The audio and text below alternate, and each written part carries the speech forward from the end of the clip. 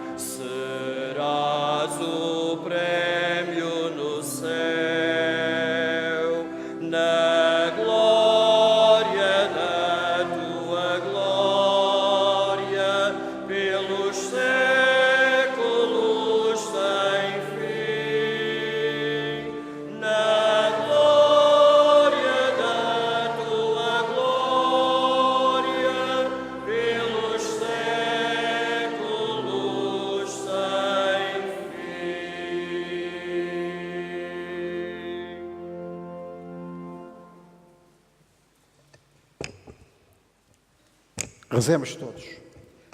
Pai de misericórdia e bondade, que nos visitais através dos nossos pastores, concedei ao vosso povo o dom da fé para crer na palavra encarnada, o dom da esperança para perseverar nas provações, o dom da caridade para inflamar o mundo com o vosso amor infinito, que possa ecoar a vossa vontade em toda a nossa vigararia. Senhor Jesus Cristo, que confiaste aos apóstolos o poder de transmitir a fé e o mesmo poder entregaste aos bispos seus sucessores, ensinai-nos a divina doutrina para que a possamos viver e amar. Convertei o nosso coração empedernido em coração de carne, pronto a sair de si e a doar-se ao irmão. Espírito Santo Redentor, fortalecei o espírito desanimado pelo pecado e fragilidade. Curai a debilidade humana e enchei-a de graça e perdão. Não deixeis nenhum lugar da nossa vigararia por iluminar, nem nenhuma periferia por cuidar, pois que com a vossa força possamos nos erguer e encher todos da vossa misericórdia transbordante. Virgem Mãe Imaculada, sob o vosso manto luminoso pedimos consolo e intercessão. Vós que soubestes acolher plenamente a vontade divina, ajudai-nos a acolher com hospitalidade os nossos pastores, a escutá-los e a meditar os seus ensinamentos, como vós haveis feito em vosso coração. Santa Mãe de Deus e Mãe da nossa vigararia. Amém.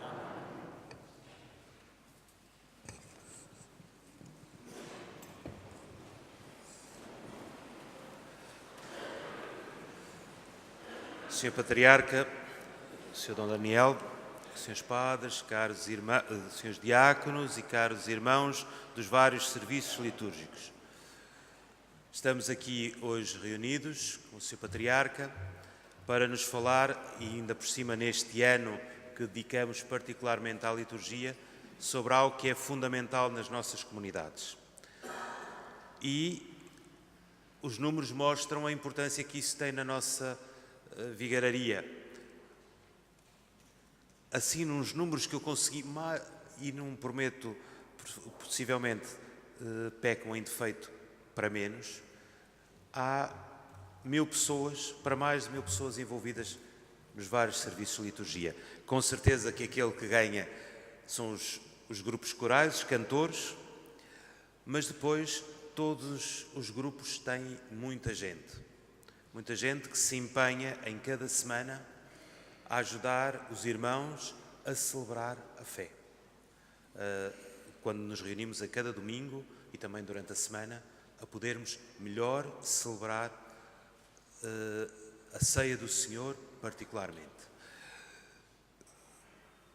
Na nossa vigararia temos desde há uns anos, pelo menos com 3 grupos muito concretos, procurado fazer todos os anos um encontro. Tem sido com os acólitos, com os leitores e com os ministros extraordinários da comunhão, mas estamos a tentar ver os passos que conseguimos dar também para conseguir reunir os cantores, mas esse é o grupo que é mais diverso, porque os ritmos, as formas de cantar são muito diversas e às vezes encontrar pontos comuns é mais complicado. Mas é um caminho que vamos fazendo. Mas temos, além desses, na nossa vigararia temos pouquinhos, mas temos, penso, pelo que têm-nos dados, 3 ministros extraordinários das Ezequias para acompanhar os funerais. E temos, e aí é que são os números menos exatos, e com certeza que haverá muita gente envolvida nisso, que são os que cuidam das nossas igrejas, que alguns de uma forma mais organizada, outros menos organizada, colocam as flores, que tratam das roupas da igreja, das toalhas do altar, enfim, de tudo isso. Estamos aqui hoje para escutar o Sr. Patriarca, neste encontro em que, ao longo destas sextas-feiras, temos, quase todos estes encontros são à sexta-feira, com estes grandes grupos, procurado ouvir a palavra do Sr. Patriarca naquilo que é importante para este caminho. O nosso encontro, portanto, vamos agora ouvir o Sr. Patriarca. Recebemos algumas questões que eu entreguei ao Sr. Patriarca para orientar naquilo que alguns aspectos a ir tocando, e depois haverá tempo para alguma outra questão que queiram levantar e terminaremos, não podíamos deixar de o fazer, sendo o grupo da liturgia, com um momento litúrgico de oração. E por isso vamos terminar com a hora de completas, para terminar bem o dia.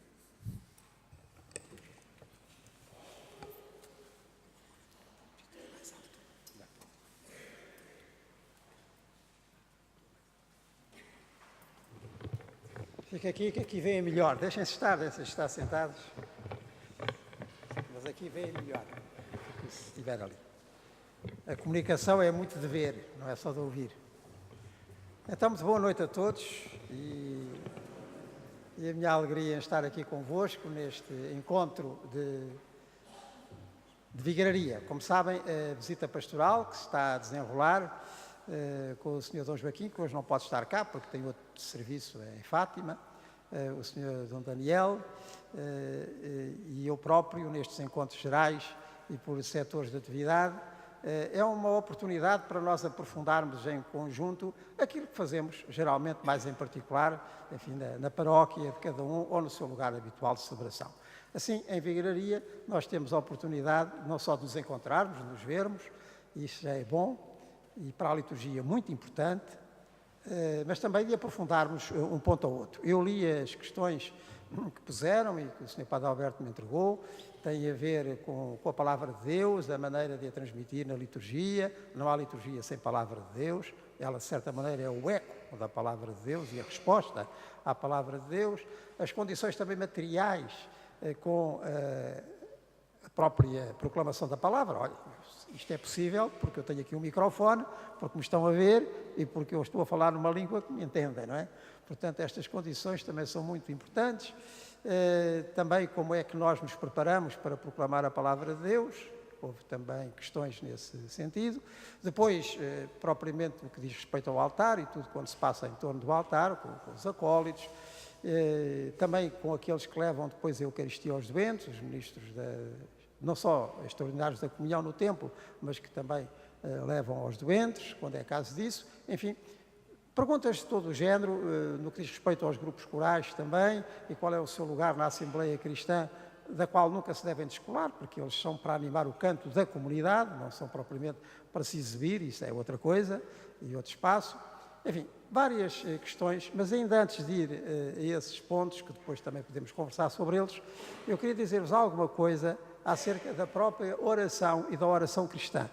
Nem toda ela é litúrgica, eu vou começar por falar da oração cristã em geral e depois vou focar-me mais na oração litúrgica, que é parte da oração cristã. Porque é bom não ir logo à oração litúrgica sem começar por este ponto fundamental, ou seja, do que é rezar cristamente. Do que é rezar cristamente. Porque tem muito que se lhe diga. De certa maneira, enfim, rezar toda a gente reza e toda a gente se lembra de Santa Bárbara quando faz trovões, até aqueles que são ateus, graças a Deus. Não é? Quando a vida aperta, toda a gente clama para quem ouvir, não é? Para quem ouvir. E por isso a oração é um fenómeno universal, diz respeito ao ser humano. Enfim, os mais antigos vestígios da humanidade, aquelas pinturas e riscos que há muitos milénios os primeiros seres humanos deixaram nas grutas, já têm a ver assim com qualquer coisa diferente, um apelo a mais, um apelo à segurança. Portanto, isto é íncito no ser humano, nós somos criaturas, portanto, não temos em nós próprios a nossa explicação, nem a nossa garantia. Quando há alguma volta da vida mais apertada, todos nos sentimos assim muito frágeis e por isso é espontâneo rezar. E por isso toda a gente reza. Mas nem toda a oração é propriamente aquela oração que se possa chamar cristã. Como sabem, no tempo de Jesus, os mestres religiosos, os rabis lá de Israel, ensinavam os seus discípulos a rezar, ensinavam maneiras de rezar. Além daquela grande maneira que a Bíblia já tinha, e que são os salmos, não é? Que vinham lá do povo do Antigo Testamento, e que nós continuamos a rezar, ainda daqui a pouco, nas completas, vamos rezar um salmo, não é? Mas os discípulos de Jesus, a certa altura, também lhe perguntaram: então, e como é que tu nos ensinas a rezar? Os outros ensinam, tu não ensinas a rezar. E Jesus ensinou. Não ensinou. E qual foi a oração que Jesus ensinou? O Pai Nosso. Tem muito que se lhe diga. Tem muito que se lhe diga, meus amigos. Nós dizemos às vezes as coisas muito depressa e nem estamos a ver bem o que é que estamos a dizer. Mas o Pai Nosso tem muito que se lhe diga. O Pai Nosso é um programa. Nós até podemos dizer que a religião cristã, quer dizer, esta ligação com Deus que Jesus nos proporciona, é isso que é a religião cristã. A religião quer dizer ligação a Deus, como Jesus a ensina, como Jesus ele próprio a manifesta e nos ensina, tem muito que se lhe diga. A oração cristã, propriamente dita. Reparemos que ela é dirigida ao Pai. Ao Pai. Aliás, Pai, dizemos nós em português, mas na língua que Jesus falava, que era o aramaico, a palavra é outra, é uma palavra muito bonita, Abá. Jesus, quando se referia a Deus Pai, era o seu Abá, que é uma palavra cheia de ternura, assim, mais ou menos como as crianças se dirigem lá em aramaico, ainda há algumas lá na Síria e no Iraque que falam aramaico, se dirigem aos seus pais, Abá. E Jesus ensina-nos a rezar ao Abá, ao seu Pai, que Ele compartilha connosco. Jesus veio a este mundo compartilhar connosco a sua maior riqueza, que é o seu Abá, o seu Pai. Isto é tão importante, isto é tão profundo, que se nós nos dispusermos verdadeiramente a rezar como Jesus ensina, já nem saímos desta palavra. Eu creio que é Santa Teresa d'Ávila que disse que quando se punha a rezar, a palavra Abá, a palavra Pai, dava para um dia. Ela mergulhava tanto nesta intimidade com Deus que Jesus proporciona, porque nós somos batizados, recebemos o seu Espírito, portanto Jesus proporciona-nos esta intimidade com o seu Abá, que se nós levássemos isto a sério, tudo mudava de figura. Mas logo a seguir veio uma outra palavra muito importante. Não é Pai meu, é Pai nosso. Porque na oração de Jesus, mesmo quando um de nós a reza para si, é tudo plural. Reparem lá no Pai Nosso, se há alguma coisa que seja só para cada um. Pai Nosso, santificado seja o vosso nome, venha a nós, não é a mim. Não é venha a mim, isso é outra conversa. O venha a mim é outra conversa. Venha a nós, o vosso Rei, seja feita a vossa vontade, perdoai-me, perdoai-nos as nossas ofensas, assim como nós perdoamos a quem nos tem ofendido. O pão nosso de cada dia, não nos deixeis cair em tentação, livrai-nos do mal, é tudo no plural. E isto é tão importante na oração cristã que depois se alarga à liturgia, que é aquela oração que nós já não rezamos cada um por si, mesmo que seja por todos, mas que rezamos em conjunto. A liturgia é a nossa oração comunitária. É nesse sentido que ela é distinta da oração pessoal. Possivelmente, quando chegarmos a casa, teremos algum momento, fazemos o exame de consciência, damos graças a Deus pelo dia que passou, pedimos perdão por aquilo que não correspondeu. Isso é uma oração pessoal. Nós nos reunimos em nome de Jesus para louvar o Abá, para louvar o Pai. Isto é comunitário. E por isso é liturgia. A liturgia distingue-se da oração pessoal porque é comunitária, também neste sentido que estamos todos e rezamos todos. Daí que haja esta distinção entre o pessoal e o comunitário. Uma coisa enriquece a outra. Uma coisa enriquece a outra. Geralmente, quem sabe rezar bem sozinho, também sabe rezar bem comunitariamente. E dá profundidade depois à oração comunitária. Vive com intensidade, vive com força aquilo que está a dizer e por isso também se partilha, também se comunica.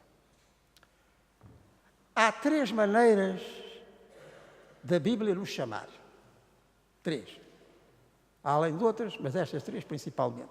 Quer no Antigo, quer no Novo Testamento. Do Antigo Testamento há uma maneira de nos chamar que é o povo de Deus. Isto refere-se a Deus Pai. Somos o seu povo. Um povo que Deus formou. Lembram-se todos da história deste povo, não é? Deus vai chamar Abraão, vai o levar ao deserto. No deserto vai dizer que terá uma descendência maior do que todas as estrelas do céu e todas as areias das praias. Somos nós, a descendência de Abraão. Aqueles que partilhamos da fé de Abraão em Deus. No Deus que se revelou e com Abraão, e depois os seus filhos e por aí fora, faz aquele povo que nós chamamos do Antigo Testamento.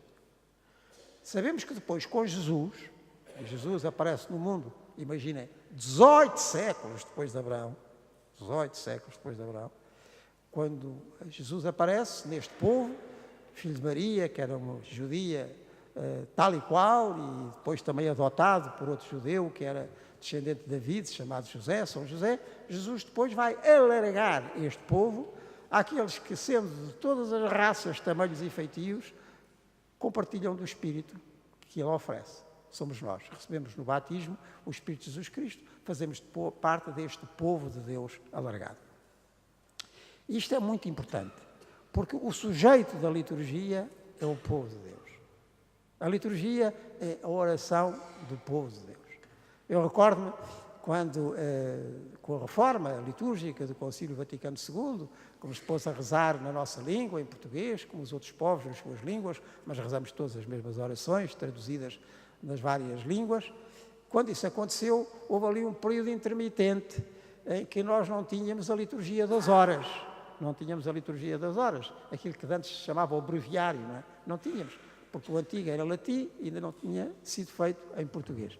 E a primeira edição que apareceu por aí, isto era nos anos 70, não é? A primeira edição que apareceu foi uma edição feita no Brasil e que era exatamente a oração do povo de Deus. Nunca mais me esqueci disso. Foi assim a primeira liturgia que eu tive em português e era do povo de Deus.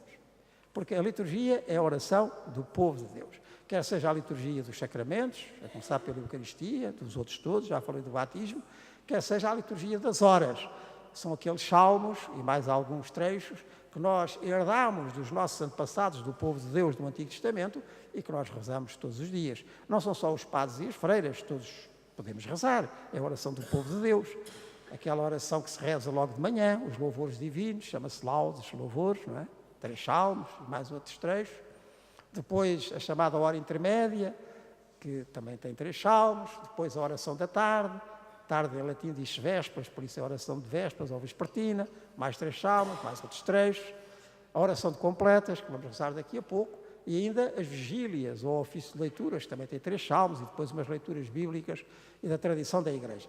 Portanto, isso é a oração do povo de Deus, como se chamava essa primeira tradução portuguesa do breviário, ou melhor dizendo, da liturgia das horas. Isso é a liturgia, é do povo de Deus, mesmo quando nós rezamos sozinhos, padres, religiosas, leigos, que têm a liturgia das horas e rezam sozinho, tudo aquilo é muito plural, porque pedimos por todos, damos aquelas palavras, damos aquele pensamento que é nosso, mas é de todos e para todos. E é muito bonito É muito importante nós pensarmos nisso.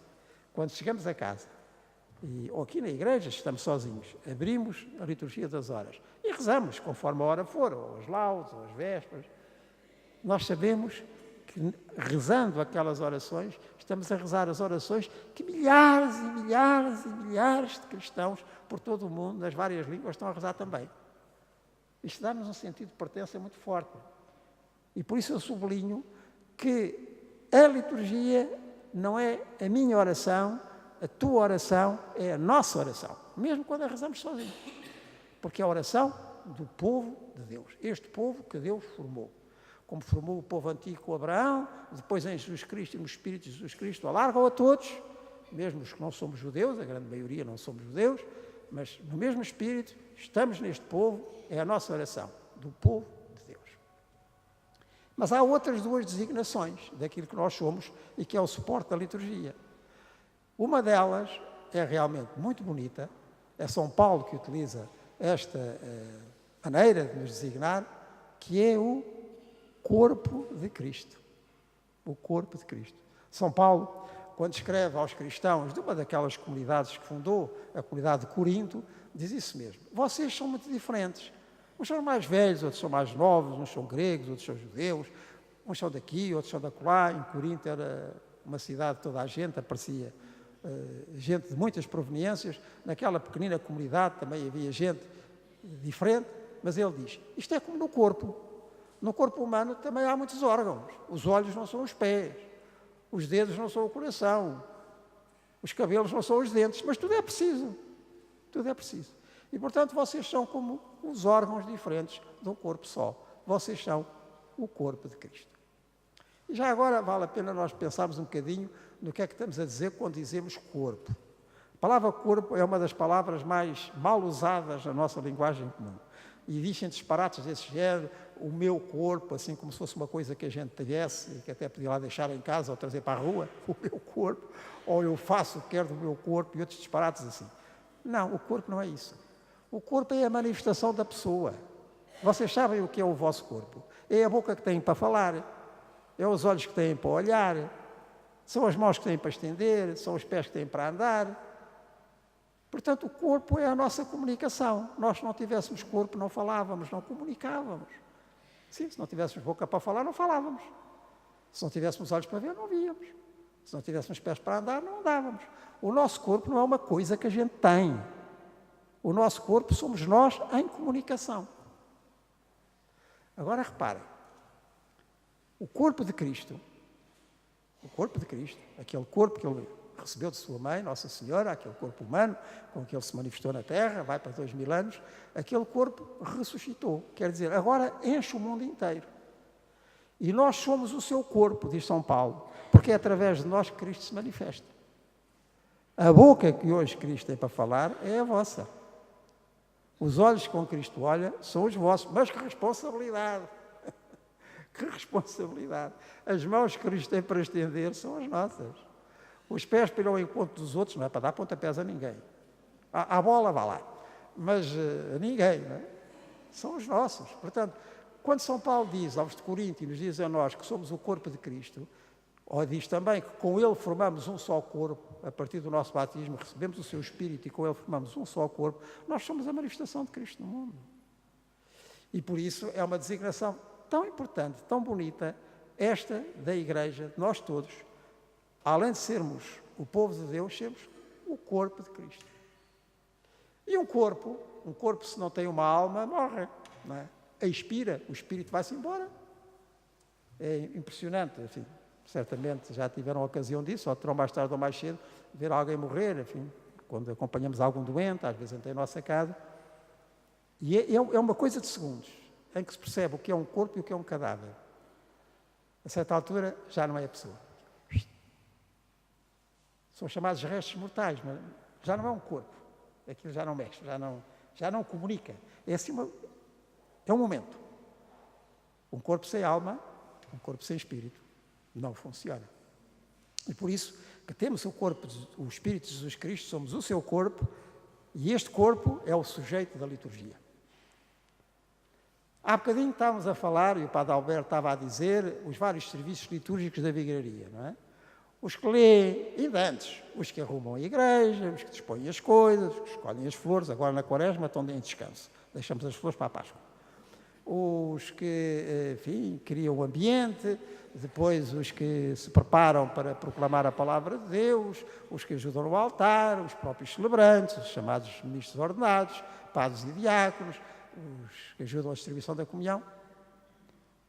Vários órgãos de um só corpo.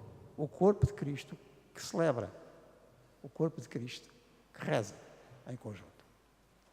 É tão importante perceber isto.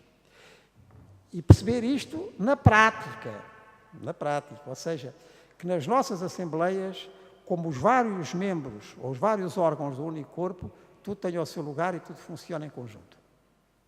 Olha, começa logo pelo acolhimento. A maneira como nós nos cumprimentamos ou não nos cumprimentamos, nos saudamos ou não saudamos, como depois entramos na igreja, como, enfim, arranjamos espaço para alguma pessoa que precise mais ou de estar sentado ou de ajuda. Todas estas coisinhas simples, não é? Tudo isto é celebração. A celebração não é apenas o gesto que o padre faz no altar ou o diácono a proclamar o Evangelho. Não. A celebração é tudo isso, com certeza, mas é a maneira como nós estamos uns com os outros, como membros de um só corpo. A atenção que damos, o cuidado que temos. Somos membros de um só corpo. E é este corpo, no seu conjunto, que celebra. É tão importante a proclamação como a escuta e criar condições para que se escute. A nossa atenção ajuda a atenção dos outros, mesmo que seja na última fila. Tudo isto é o corpo de Cristo que celebra. E tudo isto é importante, igualmente importante. Enfim, é a minha experiência própria desde pequenino e possivelmente é a experiência compartilhada por todos. A maneira como eu via desde criança, tantas pessoas na igreja em que eu participava, a estar, a maneira como estavam, como seguiam a liturgia, isso para mim foi tão educativo como as catequeses que eu ouvi ou os gestos que eu via lá no altar ao Senhor Padre. Porque tudo isto era oração. Tudo isto é o corpo de Cristo que celebra. Isto é tão importante. Eu não faço lá falta nenhuma. Faz. Que é para o corpo de Cristo estar mais completo. Faz. Fazem falta os pequeninos, fazem falta os crescidos, mesmo que tossam muito. Olha, o corpo também tosse de vez em quando, não é? E temos que nos entender assim. Como povo de Deus e como corpo de Cristo, este é verdadeiramente o sujeito da celebração. É por isso que não há lugar para exibicionismos. O corpo tem que ser harmónico. Imaginem que uma pessoa para comunicar fosse muito espalhafatosa, tivesse sempre a mexer os braços. Os braços fazem o que têm a fazer. Ou estão parados, ou são discretos, não é preciso estarem-se a impor. Ou então começa a gritar muito para se sobressair em relação aos outros. Ou começa a fazer qualquer outra coisa de exagerado. O corpo fica desarmónico. E, portanto, a liturgia tem uma harmonia que é própria de um corpo, que funciona em conjunto. Reunimos-nos, criamos condições, criamos ambiente, ouvimos a palavra, interiorizamos, fazemos silêncio, ouvimos a explicação das leituras, os outros gestos celebrativos, canta-se, cala-se, diz-se, responde-se, assim, harmonicamente, simplesmente, sem espalhafato, como um corpo harmónico, tal e qual. Por isso, não há lugares para exibicionismos. Pronto, há alguém que até participa no coro e que é ótimo, está bem, mas isso. Depois há outras oportunidades. Pode-se fazer saraus musicais, convida-se as pessoas. Agora o nosso coro ensaiou umas coisas mais bonitas e logo à tarde fazem uma exibição, mas isso é outra coisa. Agora, na liturgia, é a liturgia. Ou, por exemplo, alguém que tem grandes dotes de declamação e até teve algum treino de colocação de voz e teatral, mas se pusesse a ler as leituras como se estivesse a fazer teatro. Não é para isso. Isso é outra coisa, isso é teatro, e também podemos fazer teatro paroquial, mas isso é outra coisa. Portanto, há alturas para tudo, para que o corpo seja harmónico, o corpo que celebra seja harmónico, seja o corpo de Cristo e de todos que sobressaia mais este Cristo conjunto, este Cristo único e não o Cristo de cada um, porque isso sentia-se muito mal. Mas ainda há uma outra designação para a Assembleia e para o povo de Deus que celebra. Vamos lá ver qual é. Povo de Deus, corpo de Cristo e falta uma pessoa da Santíssima Trindade. Templo do Espírito Santo. Templo do Espírito Santo. Povo de Deus, em relação a Deus Pai. Corpo de Cristo, porque no Espírito de Cristo formamos com Ele um só corpo. Vários órgãos, vários membros, mas todos têm o seu lugar e todos têm a sua função. Uma unha do pé é uma coisa tão pequenina, mas se aquilo está mal e está encravado, dói tanto que o corpo fica todo, fica todo mal, não é? Portanto, tudo tem o seu lugar, tudo é importante. E templo do Espírito Santo, porque estamos habitados por aquele Espírito que Jesus compartilha com o Pai, que desceu sobre Jesus no Jordão. Este é o meu Filho muito amado, no qual ponho toda a minha complacência, o meu agrado, o meu elevo. É este Espírito que nós recebemos e o Espírito está em todos nós. O Espírito de Jesus Cristo está em todos nós. Nós somos o seu templo, o lugar do Espírito de Cristo. Meus amigos, mas que responsabilidade. Nós estamos a dizer estas coisas, não é? Aprendemos isto na catequese, é a nossa verdade, é a verdade da nossa comunidade e também da nossa celebração, da nossa oração, mas quando é que a gente acaba de absorver inteiramente estas verdades que dizemos de nós próprios? Meus amigos, tudo isto é a liturgia. E é tão importante que depois, se funciona bem, e se cada um faz o que tem a fazer, e se todos em conjunto, falando ou calado, estamos como membros de um só corpo, se isto acontece, isto pega-se. Porque depois cria um ambiente. Cria um ambiente que é exatamente esse Espírito que nos habita como num templo. Quantas vezes eu ouço dizer, aquela celebração, fui ao santuário tal, ou participei numa peregrinação não sei onde, ou fui a Teseu, ou fui a Roma, ou fui a Fátima, enfim, há muitos sítios. Não é? Eu até nem percebia aquelas línguas, porque não era português que estavam a falar, nunca tinha visto aquelas pessoas, mas senti-me tão bem, senti-me tão em casa. Estão a ver o que é o templo do Espírito Santo? Porque há um Espírito que para em todos, e que transborda de todos para todos, e cria um ambiente onde a celebração acontece. Pois que o Espírito vem de Deus Pai para Jesus e depois é retribuído por Jesus a Deus Pai. E nós que o recebemos ficamos envolvidos neste movimento, ficamos incluídos neste movimento do Espírito. Estamos com Jesus Cristo no Pai. Lembram-se da última frase que Jesus diz na cruz, segundo o Evangelho de Lucas? Pai, nas tuas mãos entrego o meu Espírito. É isso mesmo que acontece na oração. Na oração cristã, nós com Jesus Cristo devolvemos ao Pai em ação de graças, que em grego se diz Eucaristia e que é a nossa celebração principal.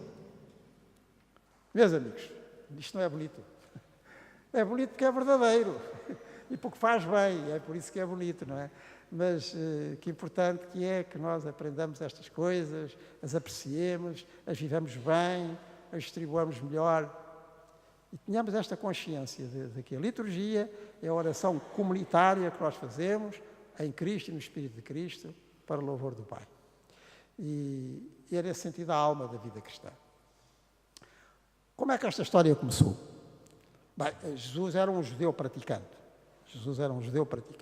O Evangelho de São Lucas, no capítulo 4, diz que quando Jesus tinha cerca de 30 anos, foi num sábado, como era seu costume, à sinagoga de Nazaré. Portanto, era um judeu praticante. Ao sábado, ia à sinagoga. Como era seu costume, naquele sábado, foi à sinagoga. Foi à sinagoga e fez o que se fazia nas sinagogas. Ou seja, lia-se um trecho, no caso do profeta Isaías, todos nós conhecemos esse trecho, que é um trecho que define Jesus e nos define a nós, até lhe dá o nome de Cristo, por isso mesmo. O Espírito de Deus está sobre mim porque Ele me ungiu para anunciar a boa nova aos pobres, a vista aos cegos, a redenção aos cativos, proclamar um ano de graça da parte do Senhor. Este trecho do profeta Isaías é que dá o nome a Jesus, porque diz que Ele é o Messias, porque diz que Ele é o Cristo, Messias em hebraico, Cristo em grego, é a mesma palavra, e é exatamente aquele que está ungido pelo Espírito de Deus para anunciar o Evangelho aos pobres. O Espírito de Deus está sobre mim porque Ele me ungiu, portanto eu sou o Messias, eu sou o Cristo, para anunciar o Evangelho. Isto era o culto da sinagoga. Depois Jesus Cristo sai dessa terra, onde tinha sido criado, em Nazaré, vem cá para baixo, para o lago da Galileia, e começa a pregar o Evangelho. Começa a pregar o Evangelho e vai dali, desde o lago da Galileia até em Jerusalém. Em Jerusalém achavam que aquilo era forte demais, mataram-no. Ao terceiro dia ressuscitou. E agora? E agora? Digam lá, o Senhor esteja convosco. Está a ver? Não acabou. Não acabou. Não é? E antes de partir, ele reuniu os seus discípulos e celebrou aquela ceia que eles costumavam celebrar por altura da Páscoa, mas dá-lhe um significado novo. Dá-lhe um significado novo, porque agora, quer ali naquela ceia, quer lá no Templo de Jerusalém, agora já não se trata de oferecer cordeiros a Deus, para que Deus perdoe os pecados do povo. Oferece-se Ele próprio.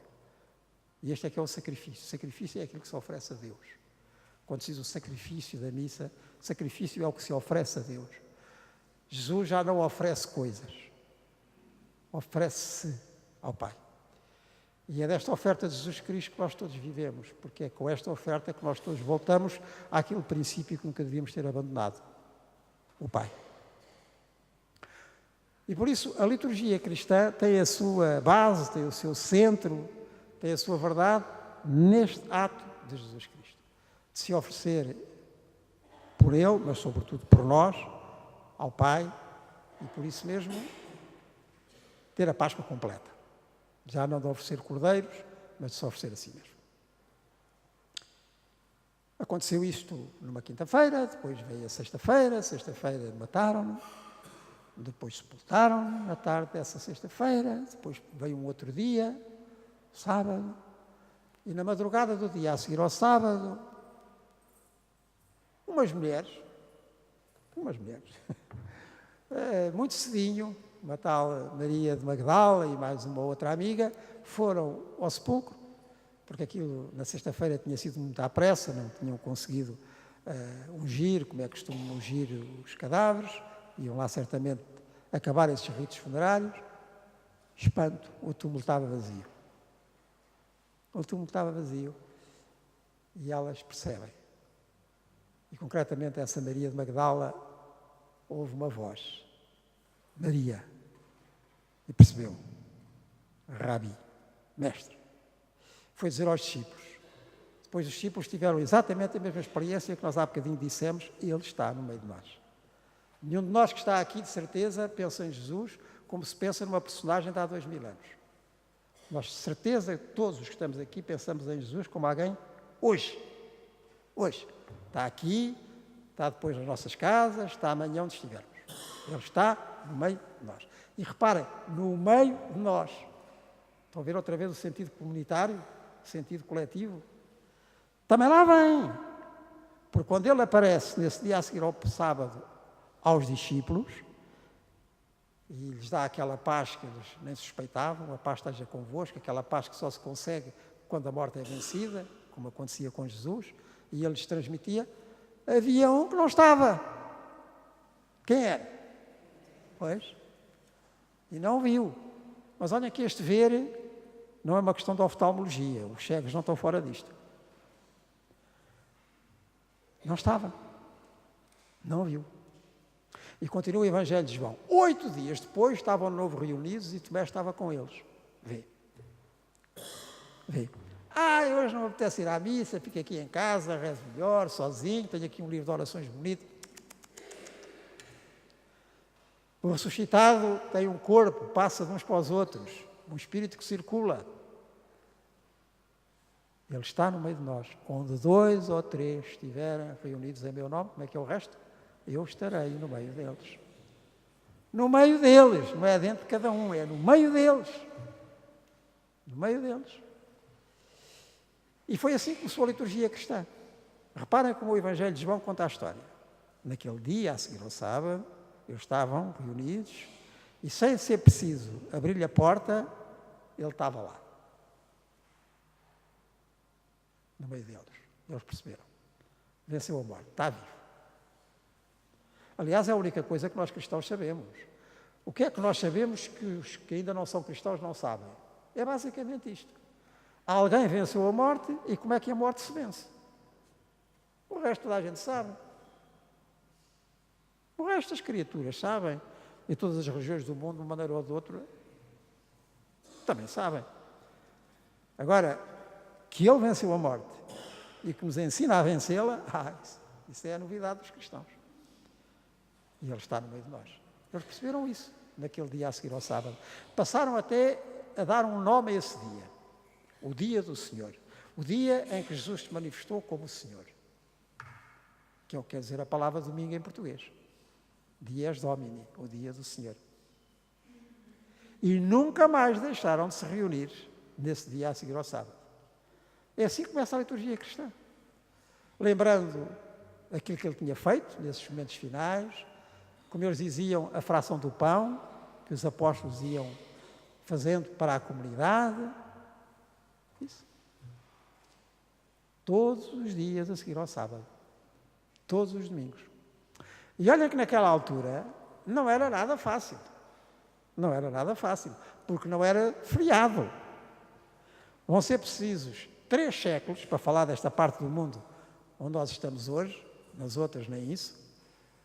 Foi preciso 3 séculos para poderem ter um dia livre, para se reunirem e o sentirem vivo no meio deles, e a sua palavra, e aquele pão repartido, que é ele próprio, aquilo que nós fazemos em cada domingo.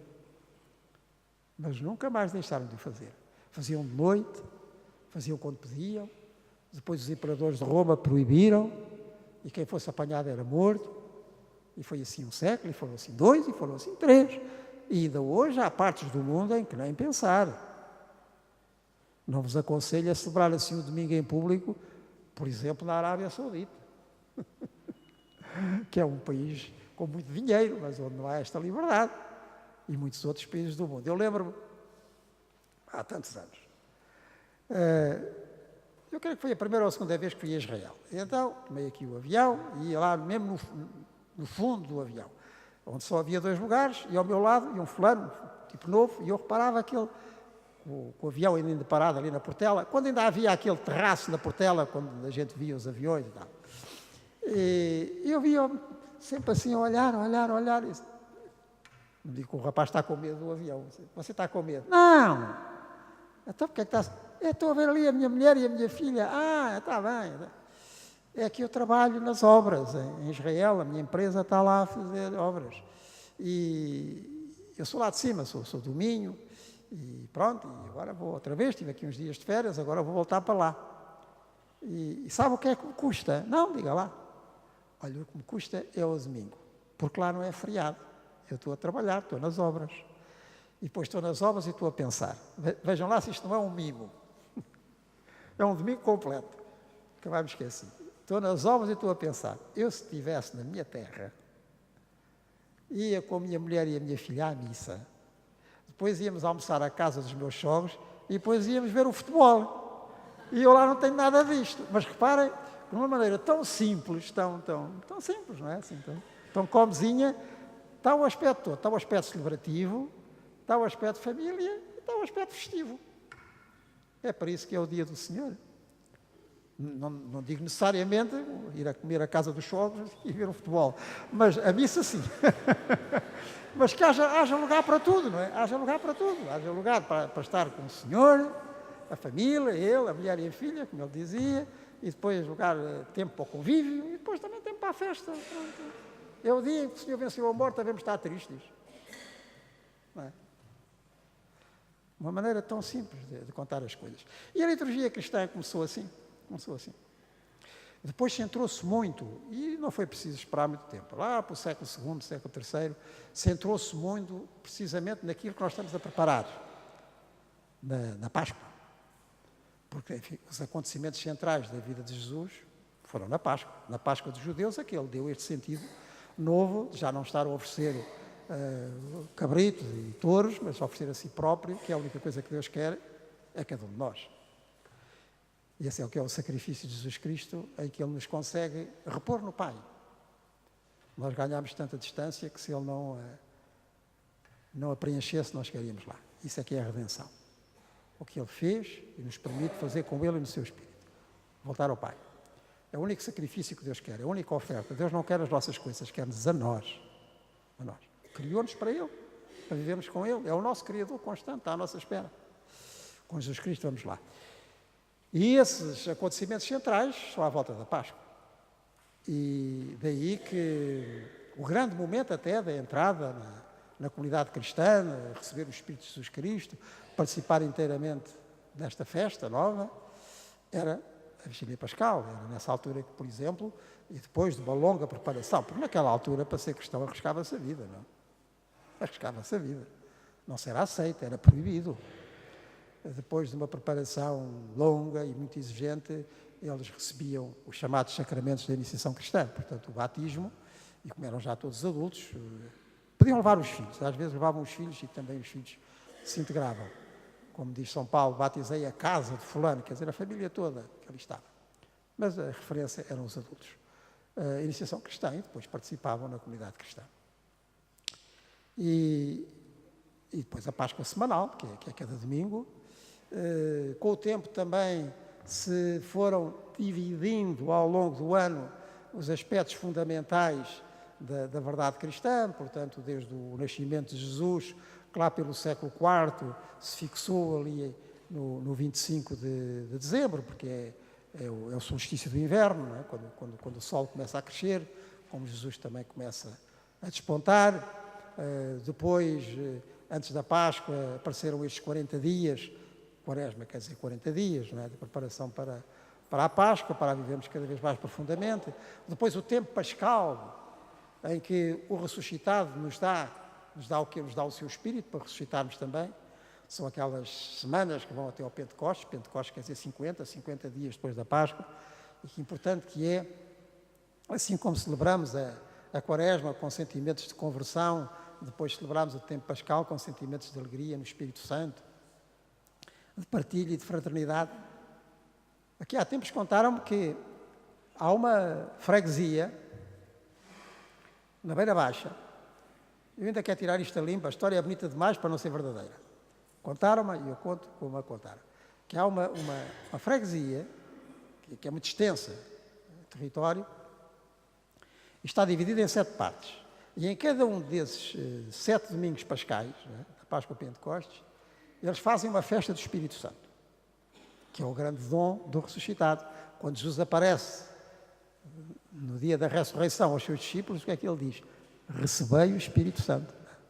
Não temos de estar à espera do Pentecostes. Pentecostes é depois a difusão universal do Evangelho. Mas o Espírito Santo é o dom de Jesus na Páscoa. Recebei o Espírito Santo.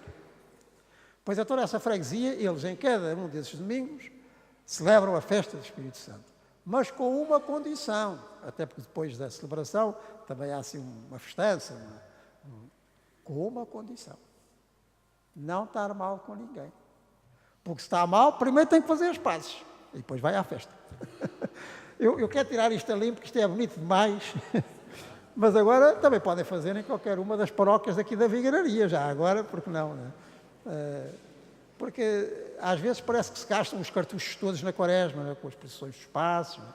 Ainda no próximo domingo, aqui em Lisboa, e quase todos os domingos já espalhados aí, pela Diocese e pelo país, muitas procissões dos passos, via chacras, etc. Gastamos os cartuchos todos na Quaresma, né? E depois chega-se à Páscoa, Nosso Senhor dá-nos o Espírito Santo, está bem, pronto, está bem. Está bem o quê? Está bem, é preciso ver-se. Então, é preciso ver-se. É o tempo em força dos dons do Espírito Santo, alegria, paz, todas aquelas coisas bonitas que o Espírito de Jesus Cristo cria no mundo. E então, desenvolveu-se o chamado tempo pascal e pronto. E depois também ao longo do ano se foram fixando algumas datas importantes, por exemplo, aquelas que dizem respeito à Mãe de Jesus. À Mãe de Jesus. Sem ela não tínhamos tido Jesus, não é? Nossa Senhora. E há 2 festas muito importantes. Uma delas é a Imaculada Conceição, a 8 de dezembro, não é? Em que Nossa Senhora é criada como se fosse uma nova terra, novíssima, onde possa nascer o homem novo. Por isso é que ela é Imaculada. É como se Deus recriasse a terra para nela fazer nascer o homem novo. E 9 meses certinhos depois, o Natal de Nossa Senhora, a 8 de setembro. Vejam lá que os antigos faziam fazer contas.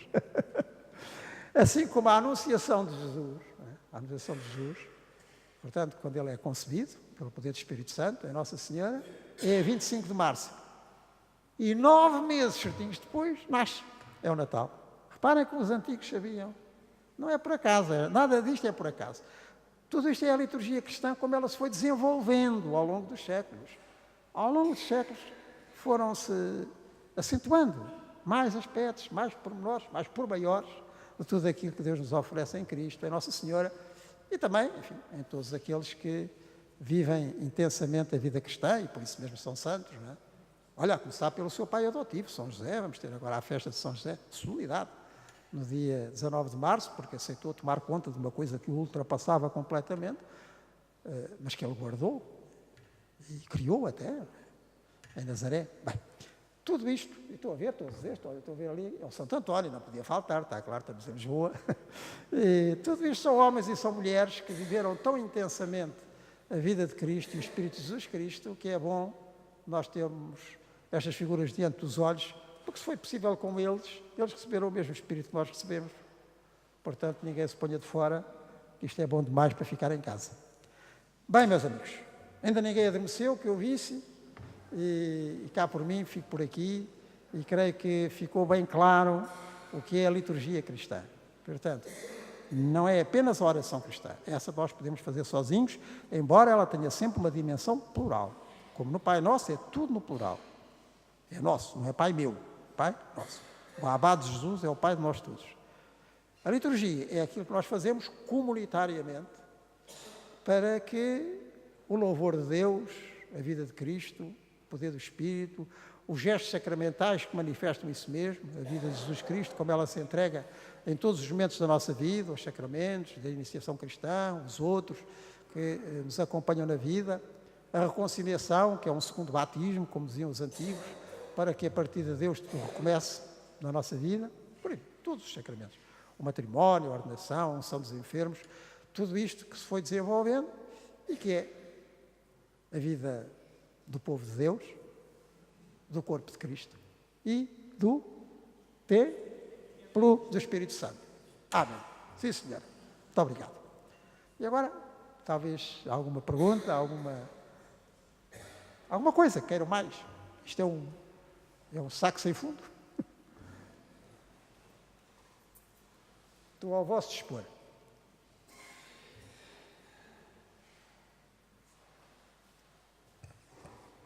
Vai lá, só custa a primeira. Se alguém quiser colocar alguma pergunta, chega aqui, que é para toda a gente ouvir.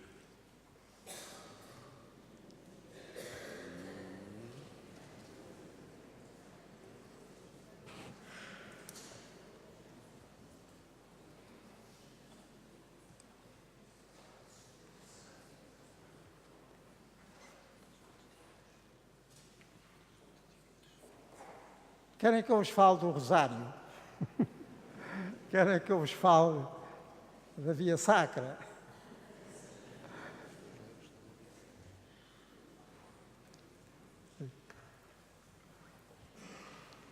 O Rosário e a Via Sacra são paralitúrgicos, não são propriamente litúrgicos. Senhor Cardeal, sou Maria Neto, paróquia de Santa Beatriz. Eu tenho pensado um pouco no desenvolvimento da nossa caminhada cristã e tenho sentido que falta qualquer coisa nos leigos, a começar por mim. E pergunto se não seria a altura de nos abrirmos um pouco mais ao novo catecismo da Igreja. Que era porque nós não sabemos a base da nossa caminhada cristã. Eu, Maria, os outros, se calhar, muita gente pensa assim. Agora, sai do Vaticano II o catecismo da Igreja Católica.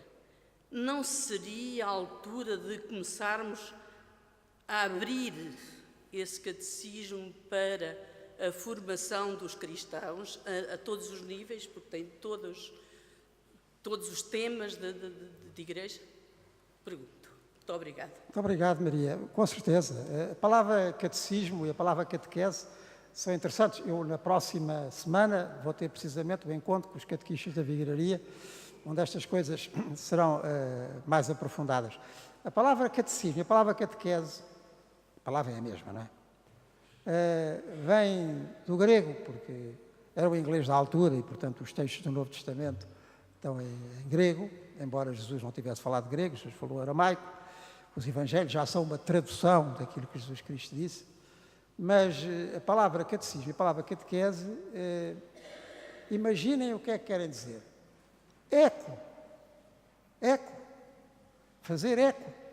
O catecismo é o eco. A catequese é o eco daquilo que Jesus Cristo disse e fez. Daí que a Maria estava a dizer, e bem, que é bom nós aprofundarmos o catecismo. Até porque, enfim, nos anos 90, e tinha sido pedido, aliás, pelos bispos no Concílio Vaticano II, nos anos 60, e depois finalmente foi feito uma apresentação geral da matéria, de tudo aquilo que nós aprendemos de Cristo e que Cristo nos ensina de Deus e da vida. E por isso, esta sugestão é sempre boa de fazer e de levar à prática, ou seja, termos o catecismo, há aí várias edições, até algumas portáteis para quem tiver olhos para letra pequenina, e há também uma edição do catecismo para jovens, e ler e aprofundar aquilo que diz respeito, enfim, à doutrina, aquilo que diz respeito à moral, aquilo que diz respeito à oração, aquilo que diz respeito aos sacramentos, são as partes do catecismo. E aprende-se muito, cada vez que a gente lá vai, aprende mais coisas. Até porque este catecismo da Igreja Católica é um autêntico compêndio de sabedoria cristã, porque quem o fez juntou ali o melhor destes séculos todos, do que se disse, do que se pensou acerca da fé cristã e de tudo aquilo que Jesus Cristo nos trouxe. Portanto, é um ótimo instrumento e depois tem até, no fim, uma série de palavras que nós podemos ir lá procurar e ver depois nas páginas e nos números tudo quanto lá vem acerca disso. Portanto, é um ótimo exercício. Mas o fundamental é que tudo aquilo que Jesus diz e fez, e que, por exemplo, nós ouvimos em cada celebração, a palavra, aquilo fica a fazer eco. Fica a fazer eco. E quanto mais eco fizer, mais fundo chega. Mais fundo chega. Porque não são as nossas coisas, são as coisas que Jesus Cristo disse e fez, ou se quiserem, as coisas que o próprio Deus disse e fez na vida de Jesus, pela boca de Jesus e pelas obras de Jesus. De maneira, isto é fundamental. A catequese, nesse sentido, dura toda a vida. Claro que nós temos uma catequese em crianças, não é? Mas como podemos perceber, em crianças. Mas depois crescemos. Como adolescentes já tem que ser uma conversa diferente. E depois como adultos. Aos 20 é uma coisa, aos 40 é outra, aos 60 é outra. Eu que já nos 70 ainda estou na catequese. Se chegar aos 100 também me dá a ideia que... Porque cada vez a vida também vai pondo questões, não é? Pondo perguntas que são próprias da idade de cada um. Portanto, o eco não se pode extinguir ali quando se é pequenino. Depois tem que perdurar a vida toda. Eu hoje devo dizer, e certamente não é a minha experiência só, até tenho mais curiosidade acerca de alguns pontos do que tinha há 20, 30 ou 50 anos. Porque a vida, puxa, para lá, tenho que perceber isto melhor. Há aqui coisas que eu ainda não entendo bem. Esta explicação já não me chega. Eu tenho que aprofundar isto. Não é? Portanto, a catequese, o eco. Claro, quando alguém tem uma voz forte e chega aí ao alto do monte e diz diz com força, aquilo faz Agora imaginem quando é Deus a dizer, isto nunca mais acaba. Nunca mais acaba o eco, não é? Então, com a força que Deus tem. Jesus é a palavra de Deus. Nunca mais acaba. E por isso a catequese é apanhar com todo o significado, com todas as consequências, com toda a profundidade, com todos os aspectos, o que Deus nos diz em Jesus Cristo. E por isso é para toda a vida, toda a vida. O Catecismo da Igreja Católica, como foi lembrado e bem, as várias edições que tem, a sua adaptação para jovens, disso tudo com fartura, basta ir aí às Paulinas ou coisa que o valha, e tem lá com abundância. É só levar e depois cada dia um bocadinho. Cada dia um bocadinho. E onde ver, tomam-lhe o gosto, transformam-se logo aí numas teólogas e nos teólogos que nem se imagina. Muito bem. Mas já agora estavam com interesse em saber isso da Via Sacra e do Rosário. Estavam, não? Isso não são orações propriamente litúrgicas. As orações litúrgicas são as orações oficiais da Igreja, que celebram sobretudo nos sacramentos e que depois têm aquele prolongamento na liturgia das horas. Mas o povo de Deus, ao longo de 2000 anos, foi tirando mais consequências e mais coisas. Essa história, que agora estão muito próprias da Quaresma, estou a ver aqui as cruzes da Via Sacra na Igreja, as 14 estações, que são as mais habituais, embora ao princípio fossem 7. As posições dos espaços antigas têm 7 estações. Estação quer dizer o sítio onde estaciona, onde se para. A gente vai andar e ele estaciona, ele quer dizer estação. E como é que isto apareceu? Já ouviram falar que há 1000 anos houve aqui uns grandes movimentos, até armados, chamadas cruzadas, para ir outra vez ocupar a Terra Santa, e concretamente Jerusalém. Mas depois os cruzados perderam aquilo tudo que lá estava, passou a ser mais difícil. Passou a ser mais difícil ir lá. Ir lá e palmilhar em Jerusalém as tais estações que Jesus seguiu desde a sua condenação no pretório de Pilatos até à morte e à sepultura, não é? No Gólgota. Então eles passaram a fazer nas suas terras, aqui na Europa, também estações. E foi assim que nasceram as vias sacras, as expressões de espaços, etc. Portanto, são maneiras que o povo cristão criou de acompanhar Jesus nesses momentos definitivos da sua vida. Foi assim que nasceram via sacra, via caminho. Sacra quer dizer sagrada. É o caminho sagrado. Sagrado porquê? Porque foi aquilo que Jesus Cristo fez. Bem que nos salvou, desde a sua condenação à morte até à sua sepultura. E, como digo, ao princípio eram 7 estações, e agora depois desenvolveram-se em 14, e agora até que ele junta uma 15ª com a ressurreição, mas a via sacra nasce assim. É também por esta altura, portanto estamos a falar, nós estamos no século XXI, não é? Isto difunde sobretudo no século XIII, XIV, por aí. E é também por essa altura que aparece o Rosário. O Rosário. O Rosário vem de rosas, porque, enfim, era elegante oferecer às senhoras uma coroa de rosas. Era um galanteio, uma coroa de rosas. Então, porque é que nós não oferecemos também uma coroa de rosas à Mãe de Jesus? Daí é que vem o Rosário. O Rosário, até ao Papa São João Paulo II, quantas Ave-Marias é que tinha? 150, não era? Os chamados mistérios gozosos, a alegria de Nossa Senhora pelo nascimento de Jesus e aqueles acontecimentos da infância de Jesus. Depois os mistérios dolorosos, portanto, tudo aquilo que vai desde a agonia de Jesus até ao Calvário, e depois os mistérios gloriosos, a ressurreição de Cristo e como ela se repercutiu em Nossa Senhora. Eram 150. E porquê que eram 150? Porque os primeiros cristãos, sobretudo os que tiravam a vida para isso, que eram chamados os monges, rezavam todos os dias os 150 salmos. Naquela altura eles decoravam muito, também não tinham assim um papel com facilidade, não é? E portanto, de ouvir, decoravam muito. Nós hoje não temos a memória que tinham os antigos. Os antigos ou decoravam ou perdiam. Por isso, desde pequeninos, eles eram treinados, os antigos. E então, concretamente esses monges, que se retiravam para rezar, sabiam os 150 salmos de cor. 150 salmos de cor. E depois, enfim, como o povo comum, também lá pelo século XIII, XIV, como eu dizia há bocadinho, já não sabia os 150 salmos de cor, pelo menos as 150 Ave-Marias sabia dizer, não é? E então, o Rosário é a transposição, em termos mais simples, destes 150 salmos e 150 Ave-Marias.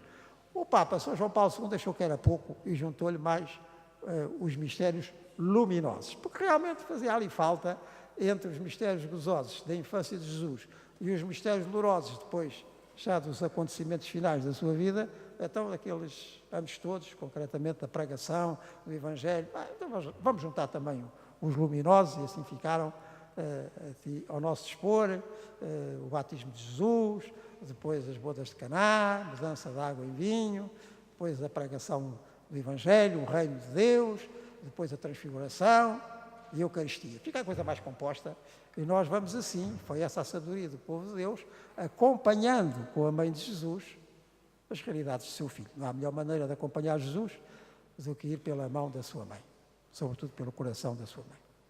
Bem, tudo isto é oração cristã, mas como digo, a Via Sacra e o Rosário, sendo orações tão bonitas, porque nos fazem viver intensamente a vida de Jesus, não são a liturgia. A liturgia é o culto oficial da Igreja e essa está ligada à celebração dos sacramentos e também ao seu desdobramento na liturgia das horas. E eu já agora devo dizer que até escrevi isto na carta que escrevo sempre no dia 1 de setembro para começar o ano pastoral e que está ao vosso dispor no site do Patriarcado, que faz falta aquilo que já houve nas nossas cidades e vilas. Já repararam, certamente, que em muitas igrejas antigas não há apenas o coro baixo, há também o coro alto. E às vezes até tem uns cadeirais, não é? Porque havia lá gente, noutros tempos, que todos os dias ali rezava a liturgia das horas. Ali rezava a liturgia das horas. E pronto, essa gente foi gente que já passou, os tempos são outros. Mas eu tenho pena, quando passo aí pela nossa cidade, às vezes vejo as igrejas fechadas, e não haver, na comunidade cristã, gente que faça, olha, aquilo que vamos fazer daqui a bocadinho, as horas completas, não é? Estivemos aqui a ensaiámos um salmo, vamos cantá-lo, as laudes, as vésperas. Lá ver, nós temos, como sabem, temos em Portugal um grande número de cidadãos e cristãs, que já não estão na vida ativa, na vida laboral, mas ainda têm boca para cantar e para rezar. Então, porquê é que com gente mais nova que possa, com gente mais velha que possa, porque é que nós não oferecemos a liturgia das horas, de uma maneira simples, nas nossas igrejas? Então não era bonito irmos ali, por exemplo, na Baixa, e estar meio-dia, olha, tenho aqui um quarto de hora, vou estar ali gente a rezar a hora sexta é o meio-dia, ou às 3 da tarde, a hora nona, ou então de manhã, as laudes, ou a terça, que são as 9 da manhã. Porquê? Isto fazia bem. Muita gente que entrava, que ouvia, ficava tocada, não é? Ficava tocada. Claro, já temos muito hábito, e bem, do rosário, etc., mas a liturgia das horas, esquece a liturgia. A liturgia das horas. Era uma grande oferta às pessoas. Eram momentos de paz. Em algumas cidades, estou-me a lembrar, por exemplo, em Paris, e perto daquela grande estação de comboio, na igreja de Saint-Gervais, há lá uma comunidade que todos os dias, de manhã, a meio do dia, ao fim da tarde, reza a liturgia, homens e mulheres, cantam. E as pessoas passam. É uma grande oferta. Porque nós temos tesouros. Há bocadinho a Maria falava do catecismo. Agora estou a falar da liturgia das horas. Temos tesouros que não aproveitamos. E não aproveitamos e não oferecemos. E era bom oferecer. Faz bem. Dá paz à alma, dá descanso ao espírito, dá alegria na vida. Vamos para a frente. É a maneira de vivermos o ressuscitado. E eu gostaria muito de ver isso desenvolver-se. Já há alguma coisa, mas ainda muito pouco daquilo que pode haver. E não é difícil. Não é difícil. Há bocadinho falávamos dos coros, não é? Nos nossos coros, há gente que sabe ler, que sabe ler música, sabe ensinar. Porque é que, além da participação na liturgia eucarística, também não se dispõe com um pequeno grupo, enfim, a proporcionar a liturgia das horas? Pronto, não posso ir todos os dias, hoje vou eu, amanhã vais tu, depois vai o outro. E oferecer. Porque é que as nossas igrejas vão estar vazias ou fechadas? Elas não foram feitas para estar vazias nem fechadas. A igreja, antes de serem as paredes, somos nós, o corpo de Cristo, a eclesia, a igreja, quer dizer, a assembleia. Há aqui muita coisa para fazer, não é? Vamos a isso. Mais? Posso dizer ao Sr. Patriarca que na nossa vigararia algumas paróquias já têm a liturgia das horas todos os dias. É uma alegria para a nossa vigararia também. E até se poderia pôr cartazes a dizer, olha, hoje é aqui, amanhã é acolá, para as pessoas saberem. Que às vezes há muitas coisas que não são na nossa, mas há ao lado. Acho que podemos ir para as Então, muito obrigado. E vamos completar da melhor maneira, ou seja, com as completas. Muito obrigado.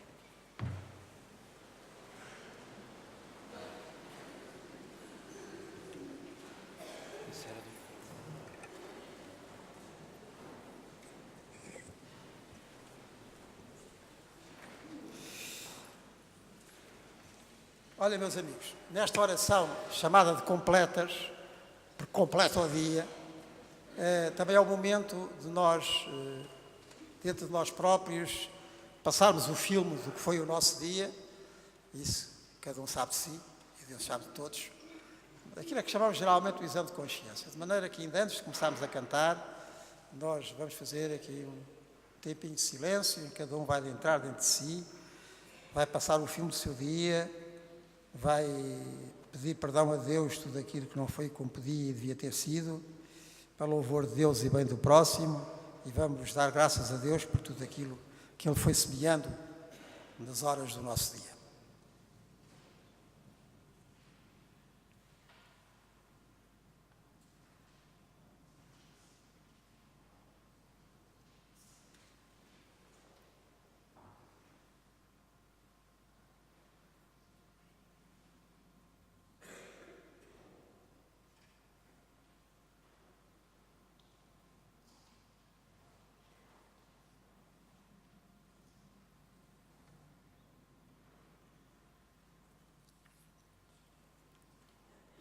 Deus, vinde em nosso auxílio. Senhor, socorrei-nos e salvai-nos.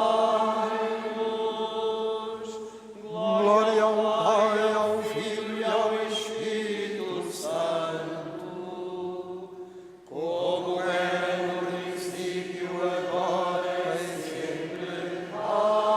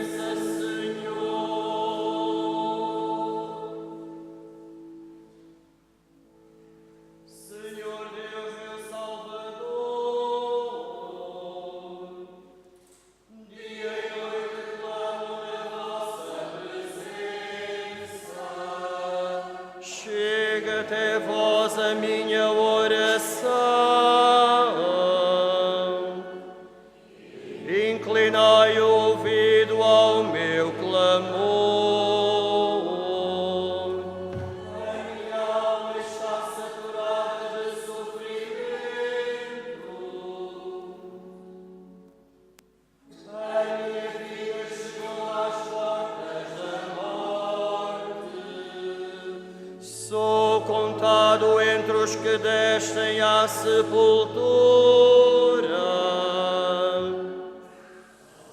Sou um homem já sem forças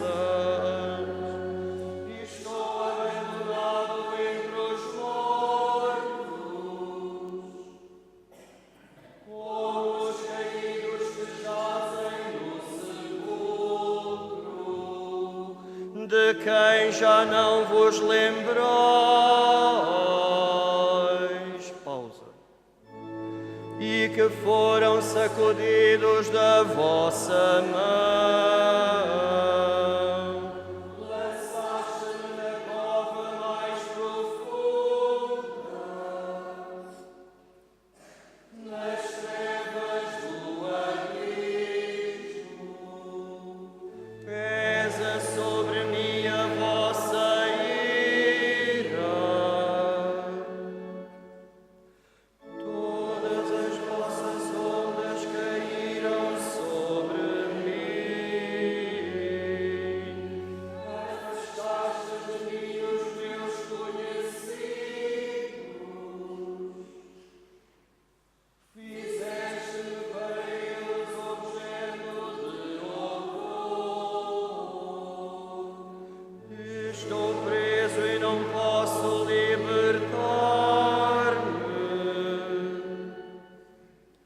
Meus olhos se apagaram de tanto sofrer.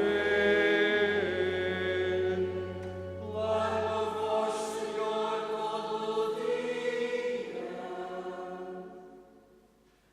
Estendo para vós as minhas mãos. Farei vós maravilhas pelos mortos. Irão levantar-se os defuntos para vos louvar. Haverá no sepulcro quem fala da vossa bondade, ou da vossa fidelidade no reino dos mortos. Serão conhecidas nas trevas as vossas maravilhas.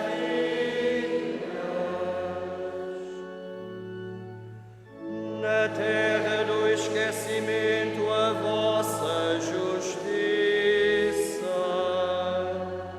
Eu, porém, clamo por vós, Senhor. De manhã minha oração sobe à vossa presença. Porque então me afastais de vós, Senhor. Porque escondeis de mim o vosso rosto. Infeliz de mim que agonizo desde a infância. Já não posso mais suportar os vossos castigos. Sobre mim passou a vossa ira, e os vossos terrores me aniquilaram. Como vagas me cercaram o dia inteiro, e todos juntos caíram sobre mim.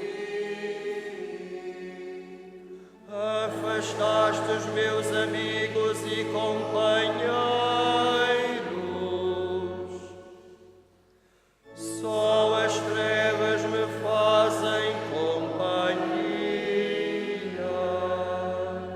Glória ao Pai, e ao Filho e ao Espírito Santo.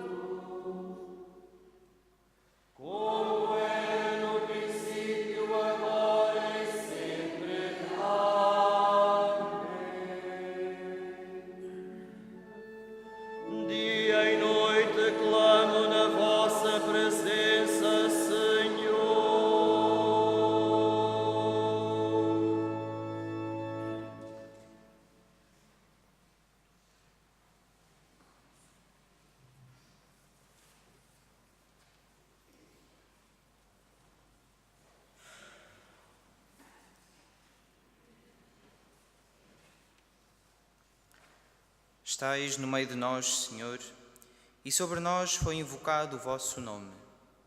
Não nos abandoneis, Senhor nosso Deus.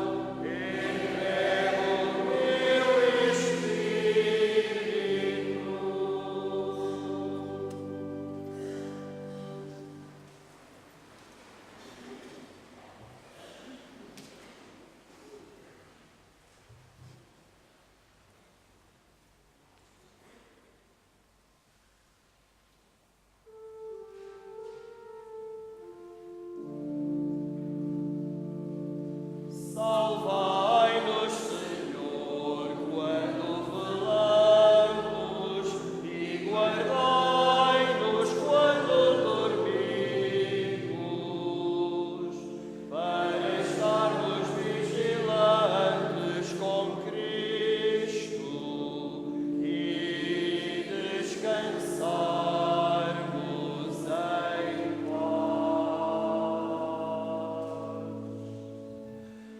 Salvai-nos, Senhor, quando velamos, e guardai-nos quando dormimos,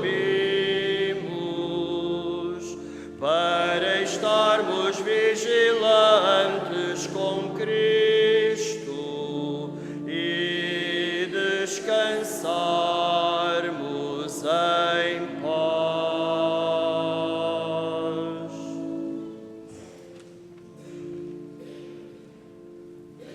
Agora, Senhor, segundo a vossa palavra, deixareis ir em paz o vosso servo,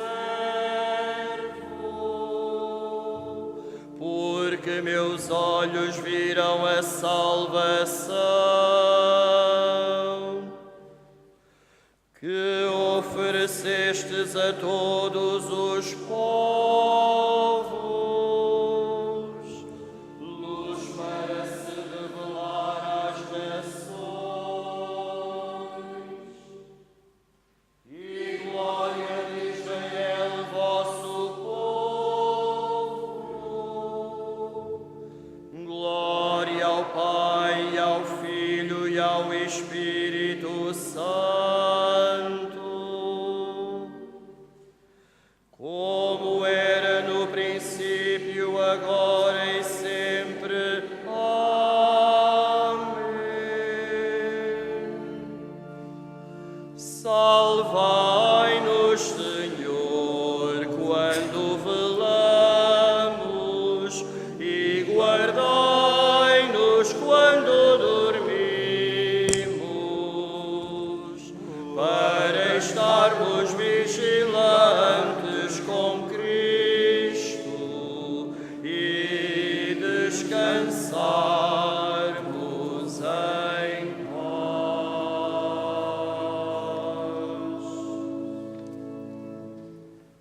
Oremos. Concedei-nos, Deus Todo-Poderoso, que permanecendo no descanso da noite, unidos a Cristo Jesus, que na morte repousou dos trabalhos da sua paixão, possamos, ao surgir o novo dia, ressuscitar com Ele para uma vida nova. Ele que é Deus convosco, na unidade do Espírito Santo. O Senhor Omnipotente nos deu uma noite tranquila e, no fim da vida, uma santa morte.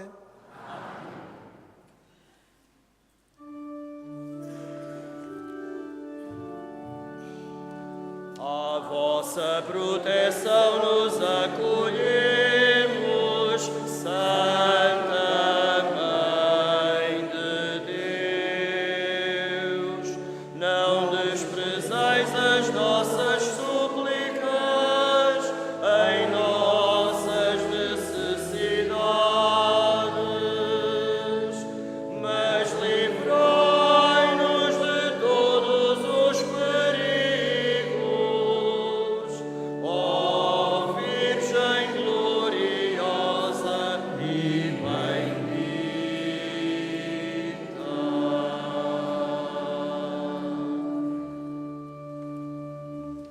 Muito boa noite a todos.